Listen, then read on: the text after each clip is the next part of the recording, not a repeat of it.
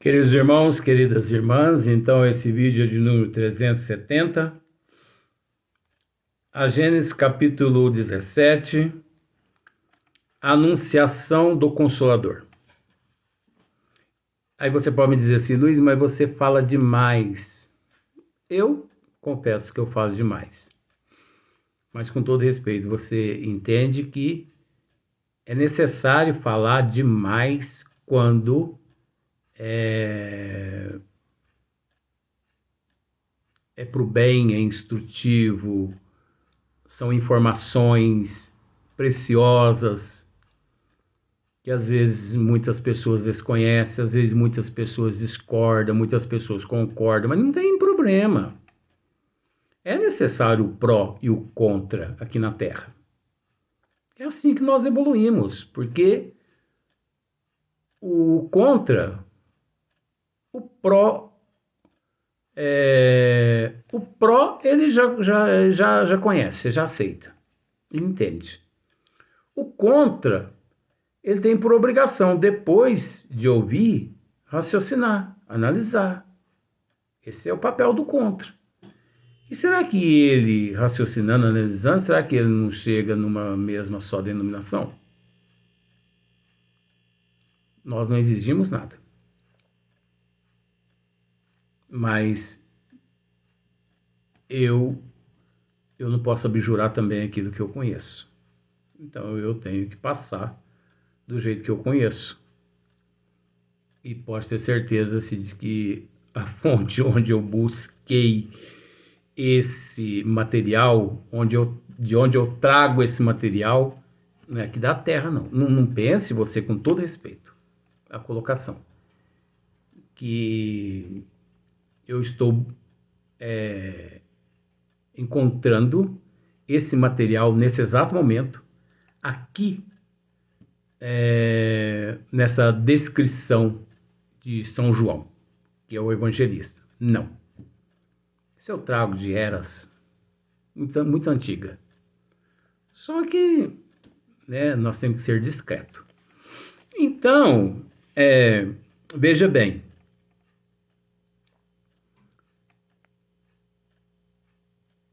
Kardec, Hipólito de Ondenzard Rivail, no momento certo, a providência divina,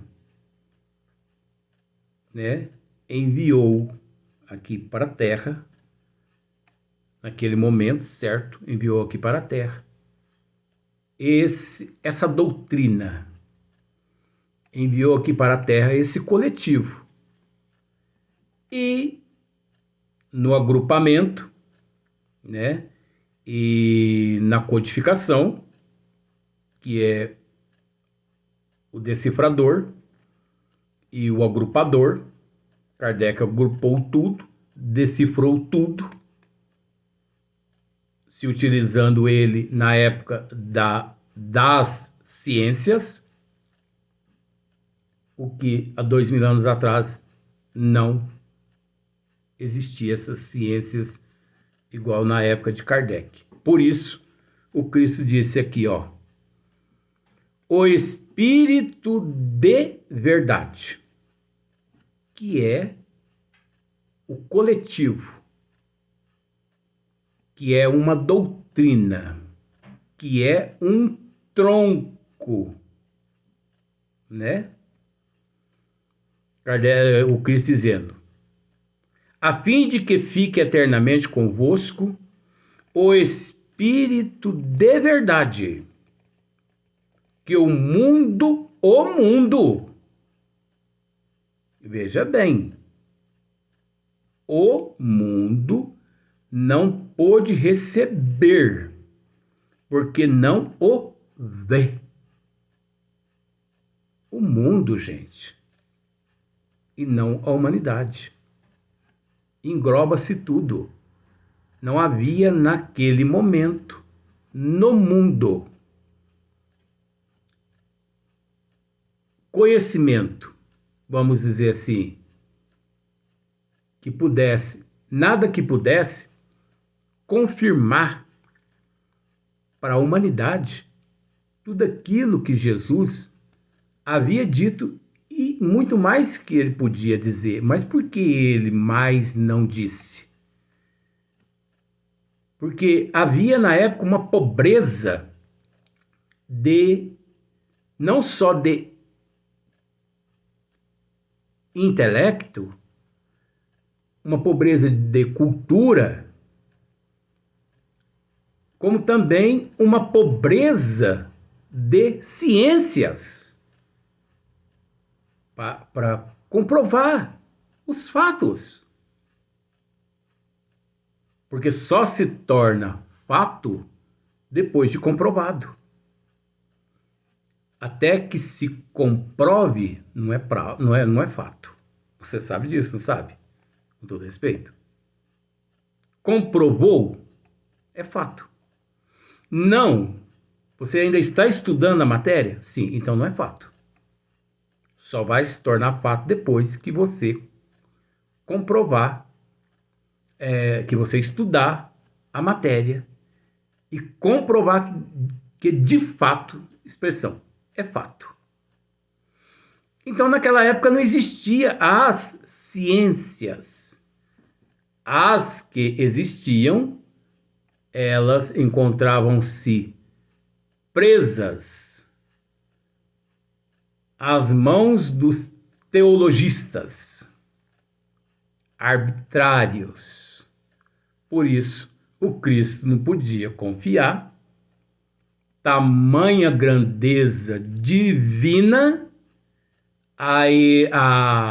às ciências da época, que se encontravam presas, né, nas mãos dos teólogos arbitrários e dos sistemas arbitrários que também presos às teologias da época. Olha só a artimanha da época. Então seria a mesma coisa que você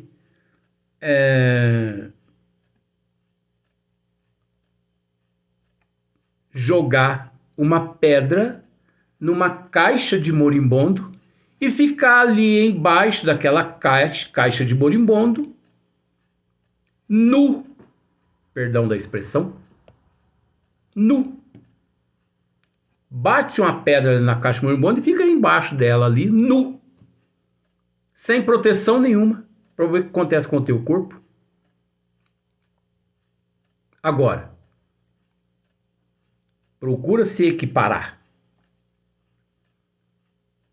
Se equiparar procura se equiparar, que procura se proteger, se veste adequadamente como se veste um apicultor. Chega ali e dá uma pancada na caixa de morimbondo para você ver se um morimbondo te pica. Nenhum. Milhões de moribundos ali, nenhum te pica. Porque você está equiparado. Você está preparado. Você está protegido. Foi o que o Cristo fez. Em meio a todos os moribundos, agora que veio o probleminha. Em meio a todos os moribundos que havia naquela época, né? Soltos ali, você acha que o Cristo ele iria lançar a cereja do bolo? Não, não. O Cristo ali, ele preparou a forma do bolo. Apenas. Mas ele prometeu que uma doutrina, ele prometeu que pediria ao Pai: se me amais, se guardais meus mandamentos, eu pedirei a meu Pai e ele vos enviará outro Consolador. Só que na forma de um coletivo e não de uma unidade. Só que esse coletivo, trazendo todos os princípios, ou melhor, trazendo o princípio do ideal, da moral de nosso Senhor Jesus Cristo. Então você entendeu mais ou menos com todo respeito? O Cristo não ia naquele momento ali, sabendo ele da precariedade em todos os setores, ele não iria preparar o bolo sobre a forma e ainda colocar a cereja em cima e dizer: comam, bebam, esse é o meu corpo, bebam. Eu queria dizer outras coisas, mas não posso dizer. Não, o Cristo ali só preparou a forma e prometeu que no momento certo, esse momento certo que ele quis dizer, em que todos agrupados estivessem adequadamente, parcialmente, moralmente, intelectualmente, cientificamente, para que naquele agrupamento o coletivo pudesse trabalhar unidos para comprovar a imortalidade da alma, a comunicabilidade com o mundo espiritual, a pluralidade das existências. E Kardec isso tudo não fez? Esse foi o trabalho de Kardec. Compilar, sinônimo, agrupar, codificador, sinônimo, decifrador. Olha só para você ver como que é facinho. O auxílio uns dos outros. Então, vou repetir. Kardec, Deus, Jesus, é muita coisa, gente, perdoe. Jesus não podia, né, 2000 anos atrás, né, naquela época, oferecer além que a forma do bolo. Gente, vamos usar isso, né? Gente, está aqui a forma do bolo. Mas que bolo? No momento certo, eu pedirei ao Pai, se me amais e se guardais os meus mandamentos, eu pedirei ao Pai, e Ele vos enviará um outro Consolador. Ele não estava dizendo que Ele retornaria, mas sim, ou eu pedirei ao meu Pai que envie um outro Consolador. Aí entra aqui, o Espírito de verdade, não é da, que o mundo não pôde receber. O mundo não pôde, naquele momento, receber esse Espírito de verdade. Por vários fatores, os quais nós já esclarecemos aqui nesse vídeo e nos vídeos anteriores, não é? Sistemas, teologias, religiões, arbitrariedades, falta de ciências para comprovar. Porque se você fala, você tem que provar, e você vai provar como? se não tem laboratório, não tem cientistas, e os cientistas que existiam na época estavam presos, entre aspas, às teologias arbitrárias, presas às religiões arbitrárias, tudo manipulado. É aqueles moribundos que nós acabamos de dizer, né? Então, o Espírito de verdade que o mundo não pôde receber, porque não o vê. Porque se a pessoa é tão ignorante, mesmo vendo, ele não crê. Agora, se a pessoa tem conhecimento, ele não precisa nem ver para crer. Só de ouvir dizer, ele já crê. É o caso de Tomé.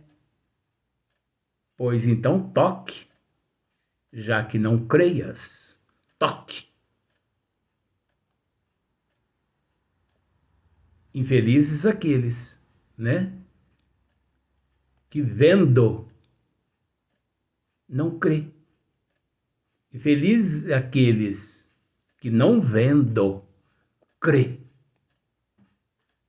Tá vendo só como que entra os esclarecimentos? Então a sequência. Vós, porém, o conhecereis, porque permanecerá convosco e estará em vós. Estará em vós essa essência divina. Mas o Consolador, que é o Espírito Santo, que meu Pai enviará em meu nome,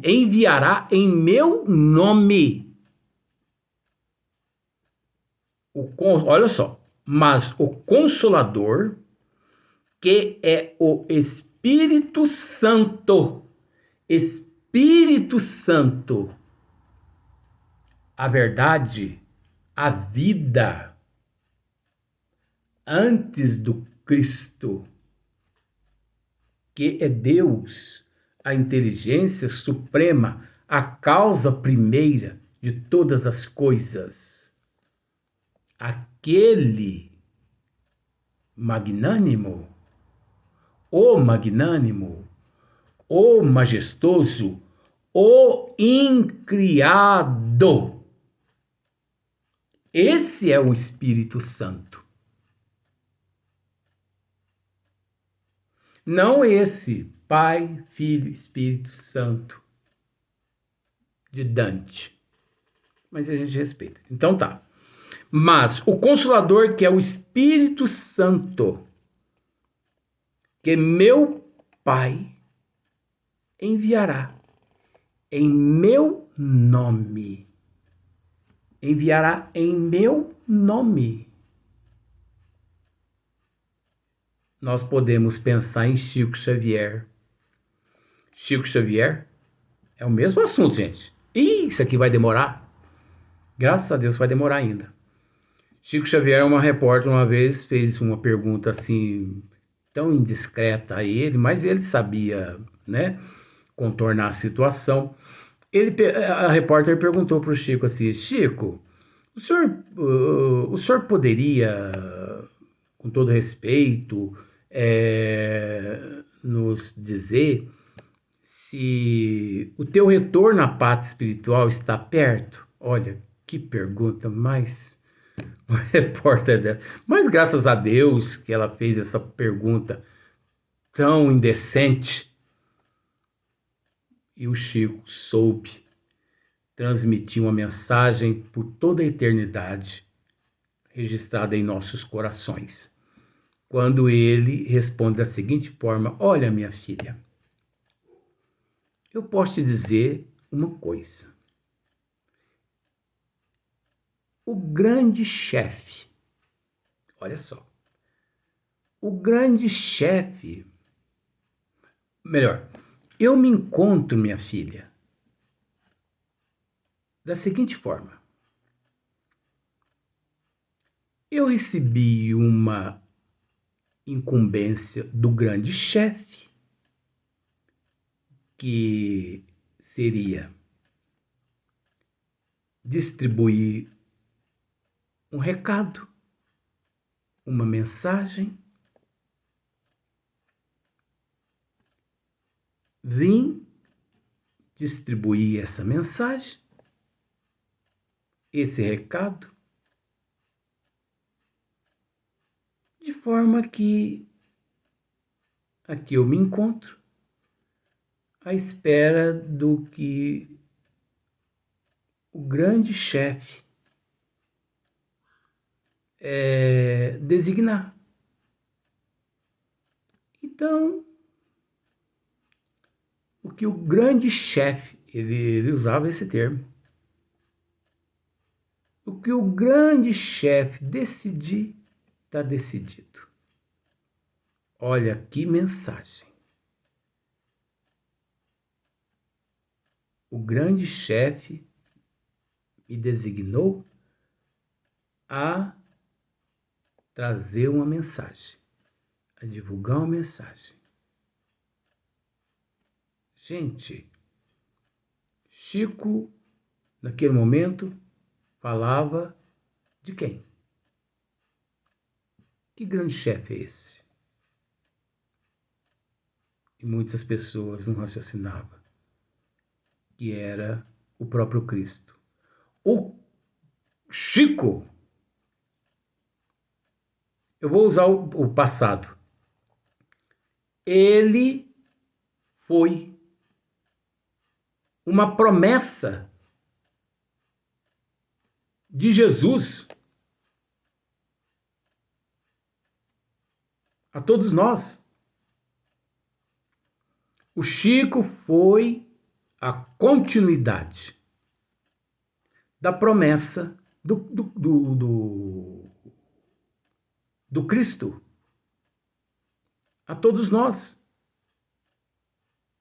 Vamos usar mais ainda o Chico Xavier. Ele é a quarta revelação. Luiz, não existe quarta revelação. Cada um aceite, entenda. Mas se nós pararmos para analisar o que o Chico nos delegou, o que Deus e Jesus, através do Chico, fez para beneficiar-nos por toda a eternidade, passaremos a encarar o Chico como sendo a quarta revelação. Só não aceita o Chico como sendo a quarta revelação os antagonistas, os excessivos no egocentrismo, aqueles que não raciocinam e, quando raciocinam, procuram se beneficiar através do mercenarismo, do comodismo, porque é mais fácil apedrejar do que arregaçar as mangas, erguer a fronte e ir à luta e fazer além que aquele fez. Faça mais que o Chico fez, que terás o direito de abjurar tudo que ele fez.